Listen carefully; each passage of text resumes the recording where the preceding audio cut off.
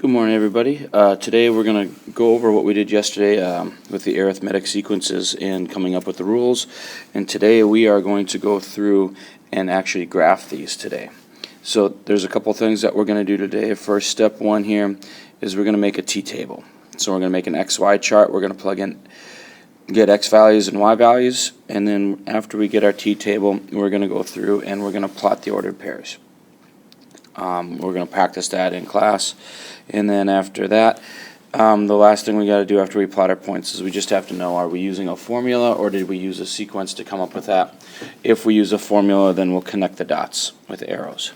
What I want you guys to think about as we're going through this is what makes our graphs look like they're going up, or why do they look like they're going down? Alright, so we're given the sequence -7, -5, -3, -1. Here's how we're going to make our t-table, because that's step one. We've got to have X values and Y values. Well, we know that the -7 here is the first term. 5 is the second term. -3 is the third term. -1 is the fourth term.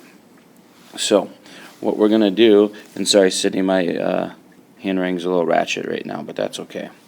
We're going to go through and we're going to use the X values as first term, second term, third term, and fourth term. What is the first term? -7. What is the second term? -5. Third term is -3. And fourth term is -1. So we now have 4 points that we're going to plot. We have the points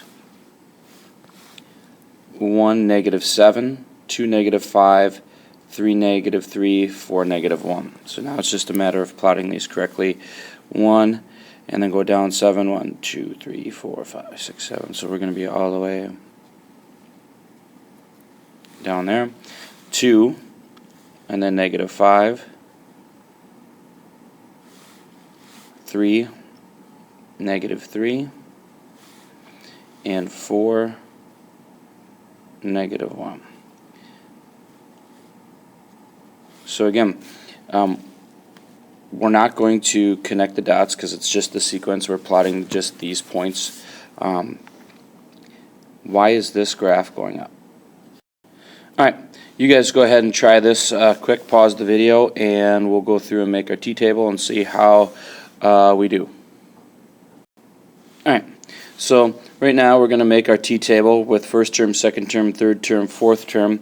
Our first term is 8, our second term is 4, our third term is 0, and our fourth term is -4. So we are going to plot 1, 8, 2, 4, 3, 0, and 4, -4. Looks like they line up pretty straight in a straight line, which is a good thing. Why is this one now going down? Alright, the last thing we're going to do is, if we came up with the rule like we were yesterday in class, we were ending up with something like this: y equals 3x minus 6. What we want to do now is we want to be able to graph that, but now it's a little different because the first two problems we did, they gave us the points, or not the points, but the first, second, third, and fourth term. And then we just use 1, 2, 3, 4 as our x values, and then use the numbers of the sequence as our y values. So what we're going to do when we make our t-table now, we're going to look at a couple things here. Number one, we are going to make sure that we're plugging in numbers for x. Some of you will ask in class, well, how would you get 7? How would you get 2? Why did you pick 1? You can pick any x value you want. It doesn't matter. We're going to pick 4 of them, plug them in, and then you are going to evaluate, and after we substitute, evaluate down and find out what y is equal to. So, looking at what's happening, we're going to plug a number in for x, and I'm just going to say let's plug in the terms that we were using before, 1, 2, 3, and 4. So what we would look like is we would do 3 times 1 minus 6 and plug in 1. 3 minus 6 is negative 3. So our first point is 1, negative 3. Plug in 2. Subtract 6. 3 times 2 is 6.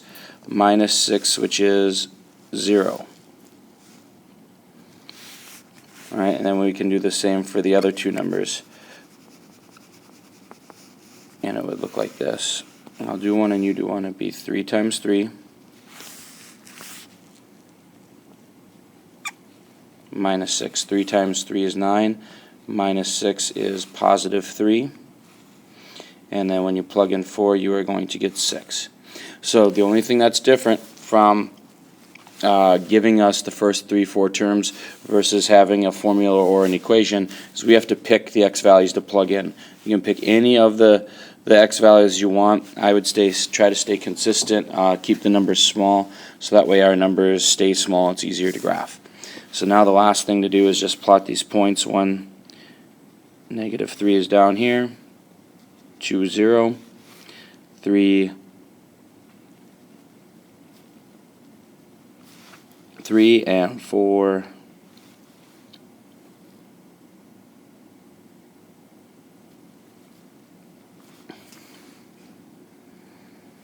4, 6. The last thing is, since these are in an equation, you are going to connect the dots with arrows. The graph goes on forever in both directions. Have a great day.